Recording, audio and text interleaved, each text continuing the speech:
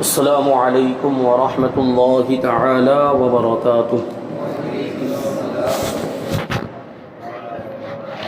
نحمده ونصلي ونسلم على رسوله الكريم، اما بعد فاعوذ باللہ من الشیطان الرجیم، بسم اللہ الرحمن الرحیم۔ ان اللہ وملائکتہ یصلون علی النبی یا ایہا الذین آمنوا صلوا علیہ وسلموا تسلیما۔ اللہم صل علی سیدنا ومولانا محمد معدن الجود والکرم وآلہ الکرام وابنہ الکریم وبارک وسلم صلاۃ وسلاما علیک یا رسول اللہ صلی اللہ تعالی علیہ وسلم۔ سورہ بقرہ آیت نمبر 34 کی تفسیر ہے، اور اس کے تعلق سے کچھ باتیں اس سے پہلے والے درس میں شامل کی گئی تھی اور کچھ باتیں باقی ہیں۔ آیت کریمہ کا مضمون یہ ہے کہ اللہ تبارک و تعالیٰ نے فرشتوں کو حضرت آدم علیہ السلام کو سجدہ کرنے کا حکم دیا، تو سارے فرشتوں نے سجدہ کیا سوائے ابلیس کے۔ ابلیس نے سجدہ کرنے سے انکار کر دیا اور اس نے تکبر کیا، اپنے آپ کو حضرت آدم علیہ السلام سے بڑا سمجھا۔ اور دوسری آیتوں میں یہ بات بیان کی گئی کہ اس نے اللہ تبارک و تعالیٰ کی بارگاہ میں یہ کہا تھا کہ میں آدم سے بڑا ہوں، آدم سے بہتر ہوں، کیونکہ آدم کو مٹی سے پیدا کیا گیا ہے اور مجھے آگ سے پیدا کیا گیا۔ یعنی اس نے مٹی سے پیدا کیے جانے کو ہلکا سمجھا اور آگ سے پیدا کیے جانے کو اس نے عظیم سمجھا، اور اسی وجہ سے اس نے اپنے آپ کو بڑا سمجھ لیا۔ یہ اس نے اپنے اعتبار سے اپنی سمجھ اور اپنی سوچ کے مطابق یہ چھوٹے اور بڑے ہونے کا معیار بنا لیا تھا، جبکہ دوسری طرف دیکھیں تو فرشتے تو نور سے پیدا کیے گئے، فرشتوں کو تو اللہ تبارک و تعالیٰ نے نور سے پیدا کیا۔ پھر بھی انسانوں میں جو انبیاء کرام ہیں، یعنی انسانوں میں جیسے حضور پاک صلی اللہ علیہ وسلم کی حقیقت نور ہے، لیکن حضور دنیا میں تو انسانی شکل میں تشریف لائے، لیکن اس کے باوجود فرشتوں سے افضل ہیں، اور سارے انبیاء کرام یہ فرشتوں سے افضل ہیں۔ یعنی مٹی سے پیدا ہونے کے باوجود حضرت آدم علیہ السلام سے لے کر دیگر انبیاء کرام دیکھیں، مٹی سے پیدا ہونے کے باوجود فرشتوں سے افضل ہیں جو نور سے پیدا کیے گئے۔ تو یہ جو اس نے معیار بنایا تھا شیطان نے، ابلیس نے، اور یہ بات کہی کہ جو آگ سے پیدا کیا گیا ہے وہ بڑا ہے اور جو مٹی سے پیدا کیا گیا وہ چھوٹا ہے، یہ اس کا اپنا باطل خیال تھا، باطل عقیدہ تھا، اور اس نے جو یہ معیار اور کسوٹی بنائی تھی یہ بالکل بے سر و پا کی اور بالکل ہی ایک دم کمزور اور بالکل تارے عنکبوت کی طرح تھی۔ اور میں نے پچھلا والا جو درس تھا اس کو ایک سوال پر میں نے ختم کیا تھا۔ وہ سوال یہ تھا کہ اللہ تبارک و تعالیٰ نے حکم دیا تھا فرشتوں کو کہ وہ حضرت آدم علیہ السلام کو سجدہ کریں، اور شیطان کے فرشتوں میں سے نہیں ہے۔ شیطان کے بارے میں بہت سارے اقوال ہیں، بہت ساری روایتیں ہیں۔ بعض روایتوں میں یہ بھی آیا ہے کہ وہ فرشتوں میں سے ہی تھا، اور دوسری تعویلات بھی موجود ہے کہ فرشتوں میں سے نہیں تھا، جنات میں سے تھا، لیکن فرشتوں والی صفتیں اس کے اندر پائی جاتی تھی، وغیرہ وغیرہ۔ لیکن اگر اس کو فرشتہ مانیں تو پھر ایک بہت بڑی خرابی لازم آئے گی، کیونکہ فرشتوں کے بارے میں تو خود قرآن مجید کے اندر فرمایا گیا کہ فرشتے اللہ تبارک و تعالیٰ کی کبھی نافرمانی کرتے ہی نہیں۔ فرشتوں کو تو جو حکم دیا جاتا ہے وہ اس پر عمل کرتے ہیں، ان کو جو کہا جاتا ہے وہی کرتے ہیں۔ تو اگر یہ فرشتہ ہوتا تو اللہ کے حکم کی نافرمانی کرتا ہی نہیں، سجدہ کر لیتا جیسے کہ دوسرے فرشتوں نے سجدہ کیا۔ تو یہاں پر یہ بات ثابت ہو جاتی ہے اور اس روایت کو ترجیح حاصل ہو جاتی ہے کہ وہ فرشتہ نہیں تھا، اور فرشتوں کی صفت پر بھی نہیں تھا، بلکہ وہ جنات میں سے تھا، جیسے کہ دوسری آیت کریمہ کے اندر کان من الجن آیا ہے کہ وہ جنات میں سے تھا، تو اس سے بھی یہ بات ثابت ہو جاتی کہ وہ جنات میں سے تھا۔ اچھا، اب وہ جو اعتراض آ جاتا ہے اور وہ سوال آتا ہے کہ جب ابلیس جنات میں سے تھا اور سجدہ کرنے کا حکم فرشتوں کو ہوا تو اس کے لیے تو وہ حکم تھا ہی نہیں گویا کہ، اور جب جنات کے لیے اور ابلیس کے لیے سجدہ کرنے کا حکم نہیں تھا اور اس نے سجدہ نہیں کیا تو اللہ کے حکم کی خلاف ورزی کہاں سے ہوئی؟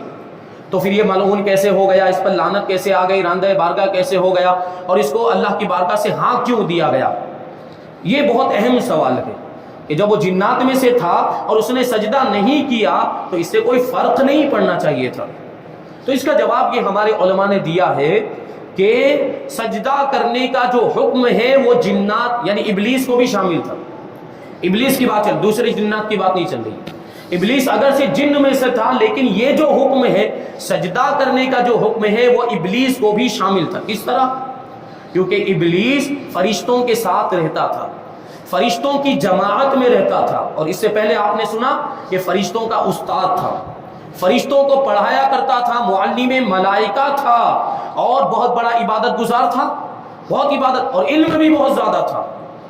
تو یہ فرشتوں کی جماعت میں رہتا تھا، اور جس وقت اللہ تبارک و تعالیٰ نے یہ سجدہ کرنے کا حکم دیا تو اس وقت جو سارے فرشتے موجود تھے ان میں ابلیس بھی موجود تھا. تو جب یہ حکم نافذ ہوا تو وہ اس میں ابلیس بھی آ گیا، کیونکہ اس جماعت میں وہ بھی شامل تھا. اب سوال یہ پیدا ہوتا ہے کہ فرشتوں کا لفظ کیوں آیا؟ وَإِذْ قُلْنَا لِلْمَلَائِكَةِ صرف فرشتوں کا ہی لفظ کیوں آیا؟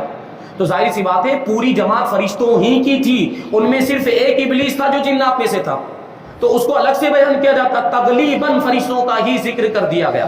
وہ بسا اوقات ایسا ہوتا ہے کہ اکثریت کو دیکھ کر، کثرت کو دیکھ کر جو زیادہ افراد ہوتے ہیں انہی کا نام دے دیا جاتا ہے، بلکہ کبھی کبھی ایک ایک بھی ہوتا ہے تو ان میں سے ایک کو غلبہ دے دیا جاتا ہے. جیسے چاند اور سورج کو کبھی کبھی عربی میں قمرین کہہ دیا جاتا ہے. قمرین کا مطلب ہوتا ہے دو چاند، جبکہ مراد کیا ہے؟ ایک سورج اور ایک چاند، لیکن چاند کو غلبہ دیتے ہوئے دونوں کو چاند کہہ دیا جاتا ہے. اور اسی طرح سے حضرات شیخین کو کبھی کبھی عمرین کہہ دیا جاتا ہے، یعنی حضرت ابوبکر صدیق اور حضرت فاروق اعظم رضی اللہ تعالیٰ عنہ، ان دونوں کو عمرین یعنی دو عمر کہہ دیا جاتا ہے، جبکہ ان میں سے عمر تو ایک ہی ہے اور ایک تو ابوبکر صدیق ہے. تو کبھی غلبہ دے دیا جائے، یہاں تو ایک ہونے کے باوجود غلبہ دے دیا گیا، اور وہاں تو کثرت ہی فرشتوں کی تھی، اس لیے صرف فرشتوں کا ہی ذکر کیا گیا، اور اس جماعت میں موجود ہونے کی وجہ سے وہ حکم ابلیس کو بھی شامل تھا، اگرچہ وہ جنات میں سے. تبھی تو وہ تکبر اس نے کیا، ورنہ تکبر کرنے کا کوئی مطلب ہی نہیں تھا. اگر اس کے لیے وہ حکم نہ ہوتا تو وہ اللہ کے سامنے حجت بازی کیوں کرتا؟ وہ اللہ کی بارگاہ میں یہ کیوں کہتا کہ میں بہتر ہوں، میں سجدہ نہیں کروں گا، اور آدم مجھ سے چھوٹے ہیں، آدم کا مرتبہ مجھ سے کم ہے؟ یہ بحث ہی کیوں کرتا وہ؟ اس نے یہ بحث کی، اس کا مطلب یہ ہے کہ ابلیس نے بھی اپنے آپ کو اس حکم میں شامل سمجھا. تو یہ بات واضح ہو گئی. بہرحال تو یہاں پر سجدے کا ذکر آیا تھا، تو سجدے کے تعلق سے کچھ ضروری باتیں شامل کرتے ہیں. فرماتے ہیں کہ سجدے کی دو قسمیں ہیں، ایک عبادت کا سجدہ اور دوسرا تعظیم کا سجدہ. عبادت کا سجدہ کسی کو معبود یعنی خدا سمجھ کر کیا جاتا ہے، اور تعظیم کا سجدہ وہ ہوتا ہے جس سے مسجود یعنی جسے سجدہ کیا جائے اس کی تعظیم مقصود ہوتی ہے، یعنی عبادت مقصود نہیں ہوتی، صرف تعظیم کے لیے کیا جاتا ہے. یہ قطعی عقیدہ ہے، یقینی عقیدہ ہے کہ سجدہ عبادت والا سجدہ اللہ تعالیٰ کے لیے خاص ہے، کیونکہ خدا وہی ہے، معبود وہی ہے، اس کے سوا کوئی معبود نہیں. تو عبادت کا سجدہ اسی کو کیا جا سکتا ہے، کسی بھی دوسری مخلوق یا اللہ کے سوا کسی بھی اور چیز کو عبادت والا سجدہ کرنا کیا ہو جائے گا؟ شرک. کسی اور کے لیے یہ سجدہ نہیں ہو سکتا، اور نہ کسی شریعت میں کبھی جائز ہوا، یعنی اگلی شریعتوں میں بھی عبادت کا سجدہ کبھی جائز نہیں ہوا. سجدہ تعظیمی کے بارے میں ابھی بتائیں گے کہ اگلی شریعتوں میں سجدہ تعظیمی تھا، لیکن عبادت والا سجدہ یہ کسی بھی شریعت میں جائز نہیں رہا. فرماتے ہیں فرشتوں نے حضرت آدم علیہ السلام کو جو سجدہ کیا وہ تعظیمی سجدہ تھا، اور وہ باقاعدہ پیشانی زمین پر رکھنے کی صورت میں تھا، یعنی جس طریقے سے ہم عام طور پر سجدہ کرتے ہیں ویسا ہی وہ سجدہ تھا. صرف سر جھکانا نہیں تھا، یعنی رکوع جیسا سجدہ نہیں تھا، پورا وہ زمین پر پیشانی رکھنے والا ہی وہ سجدہ تھا. تعظیمی سجدہ پہلی شریعتوں میں جائز تھا، لیکن ہماری شریعت میں منسوخ کر دیا گیا. اب کسی کے لیے یہ سجدہ کرنا جائز نہیں ہے، لہٰذا کسی پیر یا ولی یا مزار کو تعظیمی سجدہ کرنا حرام ہے. لیکن یہ یاد رہے کہ تعظیمی سجدہ کرنے والوں پر یہ بہتان باندھنا کہ یہ معبود سمجھ کر سجدہ کرتے ہیں، یہ اس تعظیمی سجدے سے بڑا جرم ہے، یعنی اس کو مشرک بنا دے رہے ہیں. وہ حالانکہ حرام کام کا مرتکب ہے. بہرحال تعظیمی سجدہ کسی کو کیا نہیں جا سکتا، اگر کوئی کر رہا ہے تو حرام کا مرتکب ہے، بہت بڑا گنہگار ہے، لیکن مشرک نہیں ہے تعظیمی سجدہ کرنے کی وجہ سے. اور اس پر یہ الزام لگا دینا کہ وہ معاذ اللہ جس کو یہ سجدہ کر رہا ہے تعظیم والا اس کو خدا سمجھ کے کر رہا ہے، تو آپ اس پر مشرک ہونے کا الزام لگا رہے ہیں. جو الزام لگانے والے ان کی بات کرو. تو مشرک جو غیر مشرک ہے اس کو مشرک کہنا، اور جو کافر نہیں ہے اس کو کافر کہنا کفر پلٹتا ہے۔ اگر وہ کافر نہیں ہے تو کفر کافر کہنے والے کی طرف پلٹے گا۔ بہرحال یہاں پر بات آ گئی ہے تو کچھ باتیں عرض کر دوں کہ آج یہ بہت زیادہ خرافات پائے جاتے ہیں مزارات پر۔ کچھ لوگ اس انداز میں چوکھٹ کو چومتے ہیں کہ وہ سجدے والی کیفیت پیدا ہو جاتی ہے، ایسا محسوس ہونے لگتا ہے، دیکھنے پر یہ لگتا ہے کہ سجدہ کیا جا رہا ہے، یا کچھ جگہوں پر تو باقاعدہ سجدہ کیا جاتا ہے۔ جاہلوں نے مطلب یہ رسم و رواج بنا لیے کہ مزارات پر اب سجدہ بھی کرنے لگ گئے، لیکن اس کے باوجود بھی اگر ان سجدہ کرنے والوں سے آپ پوچھیں کہ یہ آپ سجدہ کیوں کر رہے ہیں، یہ صاحب مزار کو آپ خدا سمجھتے ہیں؟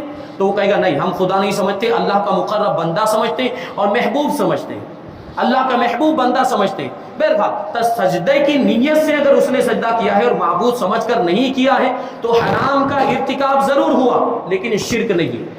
اچھا، کوئی سجدے کی نیت ہی نہیں کر رہا ہے، نہ تعظیمی سجدے کی نیت ہے نہ عبادت والے سجدے کی نیت ہے، صرف وہ چوکھٹ چومنے کے لیے جھکا ہے، تو اس پر تو آپ حرام کا بھی حکم نہیں لگا سکتے، کیونکہ اس نے تو چوکھٹ چومنے کے لیے اپنے آپ کا سر کو جھکایا، لیکن چونکہ اس میں کیفیت سجدے جیسی ہو جاتی ہے، حالت سجدے جیسی ہو جاتی ہے، اور دیکھنے والے کو لگ رہا ہے کہ وہ سجدہ کر رہا ہے، اس لیے اس سے بچنا چاہیے، یعنی دیکھنے والے کو بھی نہیں لگنا چاہیے کہ سجدہ ہو رہا ہے۔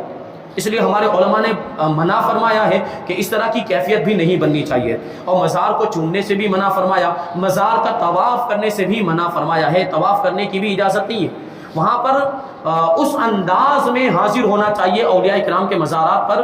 علماء فرماتے ہیں کہ جس طریقے سے اگر وہ با حیات ہوتے اور ظاہری طور پر ہمارے سامنے موجود ہوتے اللہ کے ولی، تو ہم ان کی بارگاہ میں کیسے حاضر ہوتے، بالکل اسی انداز میں ہمیں حاضر ہونا چاہیے، کیونکہ ہمارا تو عقیدہ ہے کہ اولیاء کرام اپنی قبروں میں زندہ ہے، تو اسی انداز میں حاضر ہونا چاہیے۔ اعلیٰ حضرت رضی اللہ تعالیٰ عنہ نے حاضری کا طریقہ بتایا کہ پائنٹی کی طرف سے جائے، یعنی جدھر بزرگ کے پاؤں ہے اس طرف سے جائے اور 4 ہاتھ کے فاصلے پر کھڑا ہو جائے، اس سے زیادہ قریب نہ جائے، اور وہیں سے جو کچھ بھی پڑھنا ہے پڑھنے کا طریقہ بھی انہوں نے بتایا۔ 3 مرتبہ درود شریف پڑھے اور آیت الکرسی پڑھے اور سورہ اخلاص 7 مرتبہ پڑھے اور درود غوثیہ 7 مرتبہ پڑھے، اور پھر جو کچھ بھی پڑھا ہوا ہے اس کو ایصال ثواب کرے اور ان کے وسیلے سے دعا کرے۔ ان کی بارگاہ میں بھی عریضہ پیش کر سکتے ہیں کہ ہماری یہ مراد ہے، آپ دعا کر دیں اللہ کی بارگاہ میں تو قبول ہو جائے، یا اللہ کی عطا کردہ طاقت ہی سے آپ ہماری اس حاجت کو پوری فرما دیں، یہ بھی ہو سکتا ہے۔ تو یہ صحیح طریقہ ہے وہاں پر حاضر ہونے کا۔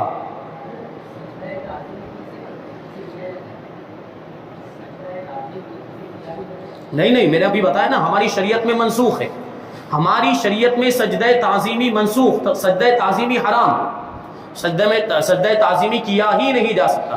اگلی امتوں میں تھا، جیسے حضرت یوسف علیہ السلام کے واقعے میں آیا کہ ان کے بھائیوں نے ان کو سجدہ کیا تھا، ان کے دربار میں جب پہنچے تھے، مصر میں پہنچے تھے، تو ان کے بھائیوں نے حضرت یوسف علیہ السلام کو سجدہ کیا، تو وہ سجدہ تعظیمی تھا۔ اور اس شریعت میں سجدہ تعظیمی بھی منسوخ، عبادت والا سجدہ تو کسی بھی شریعت میں نہیں، تعظیم والا سجدہ بھی اب نہیں ہو سکتا، کسی کو بھی نہیں ہو سکتا تعظیم والا سجدہ۔ ہاں، اللہ تعالیٰ کی بارگاہ میں سجدہ وہ تو پھر عبادت والا ہی سجدہ ہے، وہاں تو پھر تعظیم وہ اس میں آ ہی جائے گی، عبادت کے اندر تو تعظیم آئی جاتی ہے، ظاہر سی بات ہے۔ تو یہ عبادت والا سجدہ منسوخ، اس میں پورا رسالہ لکھا ہے اعلیٰ حضرت رضی اللہ تعالیٰ عنہ نے، اس کا نام ہے الزبدۃ الزکیہ فی تحریم سجود التحیہ، اور دلائل کی روشنی میں اس میں یہ بات واضح کی ہے۔ ایک میں اشارے کے طور پر مطلب آپ کو بات سمجھ میں آ جائے، ایک واقعہ بیان کر دوں کہ بات واضح ہو جائے کہ ایک مرتبہ ایک اونٹ نے اللہ کے رسول صلی اللہ علیہ وسلم کو سجدہ کیا تھا، جانور، اور اسی طرح دوسرے جانوروں کے بھی بہت سارے واقعات تھے جنہوں نے حضور پاک صلی اللہ علیہ وسلم کو سجدہ کیا۔ تو صحابہ کرام نے دیکھا، تو صحابہ کرام نے عرض کیا، یا رسول اللہ صلی اللہ علیہ وسلم، یہ ایک جانور ہونے کے باوجود آپ کو سجدہ کر رہا ہے، تو ہم تو اس سے زیادہ حقدار ہیں کہ آپ کو سجدہ کریں۔ بات سمجھ میں آ رہی ہے؟ جانور نے حضور کو سجدہ کیا تو صحابہ کرام نے عرض کیا، یا رسول اللہ، یہ جانور ہو کر آپ کو سجدہ کر رہا ہے تو ہم تو اس کے زیادہ حقدار ہیں کہ ہم آپ کو سجدہ کریں۔ یعنی وہ عبادت والے سجدے کی بات ہی نہیں تھی، تعظیم والے سجدے کی بات تھی۔ تو اللہ کے رسول صلی اللہ علیہ وسلم نے اس وقت ارشاد فرمایا کہ اگر کسی انسان کو سجدہ کرنا جائز ہوتا تو میں بیوی کو حکم دیتا کہ وہ اپنے شوہر کو سجدہ کرے۔ مطلب کیا ہوا؟ جائز نہیں، سجدہ تعظیمی جائز نہیں ہے۔ جی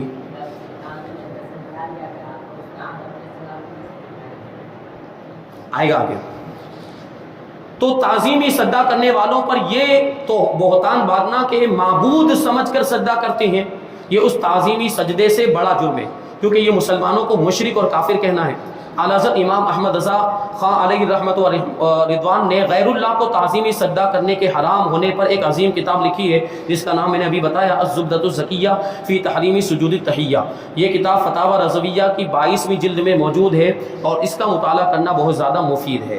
اب اس واقعے سے معلوم ہوا کہ تکبر ایسا خطرناک عمل ہے کہ یہ بعض اوقات بندے کو کفر تک پہنچا دیتا ہے، کیونکہ شیطان کی نے وہ جو شروعات جو ہوئی حکم کی خلاف ورزی، وہ تکبر ہی سے ہوئی۔ ابلیس نے انکار کیا تو اس کی شروعات ہوئی تکبر سے، کہ پہلے اپنے آپ کو بڑا سمجھا اور بڑا سمجھنے کی وجہ سے حضرت آدم علیہ السلام کی شان میں گستاخی کر دی، اللہ کے حکم کی خلاف ورزی کر دی اور اللہ کی ذات پر معاذ اللہ اس نے اعتراض کر دیا، تو پھر ہو گیا وہ کافر۔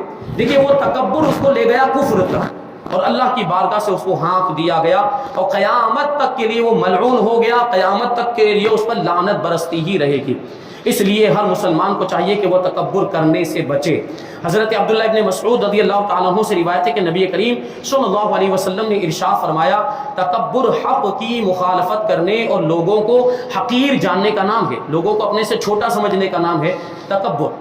اور حق کی مخالفت کرنا یعنی کوئی بات سچی ہے، کوئی بات بالکل واقعے کے مطابق ہے اور بالکل دلائل کی روشنی میں صحیح ہے، اس کے باوجود اس کی مخالفت کی جا رہی ہے اور اس کے باوجود اس کا ویرودھ کیا جا رہا ہے، تو یہ بھی تکبر میں آتا ہے۔ یہ بات بھی ذہن میں، کیونکہ یہ ہٹ ڈرمی ہو گئی، بات کو نہیں ماننا اس کو کہا جائے گا۔ حضرت عبداللہ ابن مسعود رضی اللہ تعالیٰ عنہ سے روایت ہے، حضور اقدس صلی اللہ علیہ وسلم نے ارشاد فرمایا، تکبر سے بچتے رہو، کیونکہ اسی تکبر نے شیطان کو اس بات پر ابھارا تھا کہ وہ حضرت آدم علیہ السلام کو سجدہ نہ کرے۔ تکبر کی وجہ سے تو اس نے سجدہ نہیں کیا تھا۔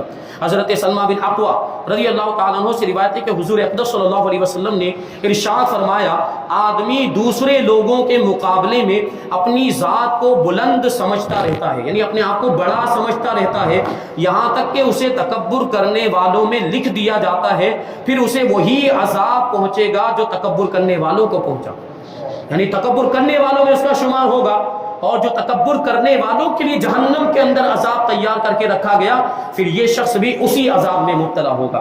پھر دنیا میں تکبر کرنے کی وجہ سے بسا اوقات نعمتیں چھین بھی لی جاتی ہے، یہ بات بھی ذہن میں رہے۔ ہمارے سامنے بہت سارے ایسے واقعات تھے کہ مالدار ہو گئے، پہلے غریب تھے پھر مالدار، ایسے ہی لوگ جو پہلے غریب ہوتے ہیں پھر مالدار ہوتے ہیں تو ان میں عام طور پر تکبر اور گھمنڈ آ جاتا ہے۔ جو پیدائشی طور پر مالدار ہے تو ان کو اتنی نوائی ہوتی ہی نہیں ہے، مالدار ہونے کے تعلق سے ان کو اتنا کچھ وہ ہوتا ہی نہیں کیونکہ پیدائشی طور پر مالدار ہے۔ لیکن جو پہلے غریب ہوتا ہے پھر مالدار بن جاتا ہے تو عام طور پر اس میں مال و دولت کا گھمنڈ آ جاتا ہے۔ تو اسے ہم نے بہت سے لوگ دیکھے کہ مال و دولت کا گھمنڈ اور خوب زیادہ مالدار ہونے کی وجہ سے اب اپنے آپ کو بڑا سمجھنے لگ گئے اور غریبوں کو حقیر سمجھنے لگ جاتے۔ ہمارے سامنے کا ایک واقعہ ہے کہ ان پر اتنا زیادہ لون ہو گیا، اتنا زیادہ قرضہ ہو گیا کہ وہ قرضہ ادا نہیں کر پائے، تو بینک والوں نے آ کر پولیس والوں کو ساتھ میں لے کر آ کر ان کے گھر پر سیل لگا دیا ہے اور سب بک گیا، ساری جائیداد بک گئی۔ یہ ہوا، اب بات سمجھ میں آ رہی ہے کہ ہم نے غلط کیا تھا، تکبر نہیں کرنا چاہیے تھا، گھمنڈ نہیں کرنا چاہیے تھا۔ تو دولت ملے تو آدمی کو اترانا نہیں چاہیے، دولت پر گھمنڈ نہیں کرنا چاہیے۔ دولت یہ کبھی اچھی بھی ہو سکتی ہے، بری بھی ہو سکتی ہے۔ اگر آپ دولت کے حقوق ادا کر رہے ہیں، مال کے حقوق ادا کر رہے ہیں، صحیح جگہ پر اس کو خرچ کر رہے ہیں، صدقات واجبہ ہیں، زکوٰۃ ہے، اور اس طرح للہ خیرات کر رہے ہیں، بھوکوں کی مدد کر رہے ہیں، بھوکوں کو کھانا کھلا رہے ہیں، یتیموں کی ضرورت کو پورا کر رہے ہیں، بیواؤں کی مدد کر رہے ہیں، دین کی راہ میں خرچ کر رہے ہیں، مدرسوں میں دے رہے ہیں، دارالعلوم میں دے رہے ہیں، یعنی جہاں اچھے کام جو ہیں وہاں آپ مال کو خرچ کر رہے ہیں تو یہی مال آپ کے لیے نجات کا ذریعہ بنے گا۔ لیکن اس مال کو اگر آپ غلط جگہ پہ خرچ کریں، گناہوں کے کاموں میں، بے حیائی کے کاموں میں، فلمیں دیکھنے جا رہے ہیں اس کے، اب دیکھیں مال ہوتا ہے پاس میں تو یہ طرح طرح کے وسوسے آتے ہیں۔ مال ہوتا ہے تو پھر شیطان ابھارتا ہے کہ یہاں خرچ کر، یہ کر لے، وہ کر لے۔ اب یہ ہوتا ہے جو مالدار لوگ طرح طرح کے ان کے یہاں پہ نئے نئے فنکشن نکل آئے، اب ان کے یہاں پہ برتھ ڈے پارٹیاں دیکھیں آپ، جب ان کے یہاں بچوں کی سالگرہ آتی ہے تو باقاعدہ وہ بگی منگائی جا رہی ہے، گھوڑا گاڑی، اور بچوں کو اس میں بٹھایا جا رہا ہے اور پھر پورے شہر میں گھما رہے ہیں، اور طرح طرح کے خرافات، ڈی جے آ رہا ہے، ناچ گانا ہو رہا ہے، یہ سب ہو رہا ہے۔ یعنی پیسے ہیں تو اب پیسے کو خرچ کرنا ضروری، لیکن کہاں خرچ کر رہے ہیں؟ گناہوں کے کاموں میں خرچ کر۔ تو اس کا یہ مطلب تو نہیں ہوتا کہ پیسے ہیں تو اس کو گناہوں کے کام میں اس طرح اڑایا جائے ناجائز طریقے سے اڑایا جائے. اگر غلط جگہ پر ہم نے مال خرچ کیا ہے تو پھر یہی مال ہمارے لیے وبال جان بن جائے گا, یہ جہنم میں لے کر جائے گا. پھر یہ بات ذہن میں رہنی چاہیے. اور قرآن مجید کے اندر بھی فرمایا گیا کہ جو لوگ مال کی زکوٰۃ ادا نہیں کرتے, اللہ تعالیٰ کے دیے ہوئے میں بخل کرتے ہیں, کنجوسی کرتے ہیں, یعنی صدقات واجبہ وغیرہ ادا نہیں کرتے, اللہ کی راہ میں خرچ نہیں کرتے, یہی مال قیامت کے دن ان کے گلے کا طوق بنا دیا جائے گا, گلے کا طوق بنا دیا جائے گا. اور یہ سمجھتے ہیں کہ یہ ان کے لیے بہتر ہے, حالانکہ یہ ان کے لیے بہت برا ہے. اس طرح کرنا, مال کو جمع کرنا. اور فرمایا گیا کہ وہ والذین یکنزون الذهب والفضة ولا ينفقونها فی سبیل اللہ, کہ وہ لوگ جو سونا چاندی جمع کرتے ہیں اور اللہ کی راہ میں خرچ نہیں کرتے, یہی سونا چاندی قیامت کے دن جہنم کی آگ میں گرم کیا جائے گا. یہ جہنم کی آگ میں یہ سونا چاندی تپایا جائے گا. پھر کیا ہوگا؟ جو زکوٰۃ ادا نہیں کرتے تھے, جو صدقات واجبہ ادا نہیں کرتے تھے, جو مال کے حقوق ادا نہیں کرتے تھے, جو کنجوسی کرتے تھے, جو بخل کرتے تھے, ان کی پیشانیوں کو, ان کے پہلوؤں کو اور ان کی پیٹھ کو اسی سونے چاندی سے داغا جائے گا. یعنی جہنم کی آگ میں گرم کر کے, جیسے ابھی مثال کے طور پر لوہے کو آگ میں رکھ دیں تو بہت زیادہ جب وہ آگ اپنا اثر دکھاتی ہے تو لوہا لال ہو جاتا ہے. پھر پرانے زمانے میں ایک یہ طریقہ بھی تھا علاج کا کہ وہ لوہے وغیرہ کو گرم کر کے زخم پہ لگاتے تھے, لیکن یہاں زخم نہیں ہوں گے بلکہ اس کے ذریعے زخم بنائے جائیں گے.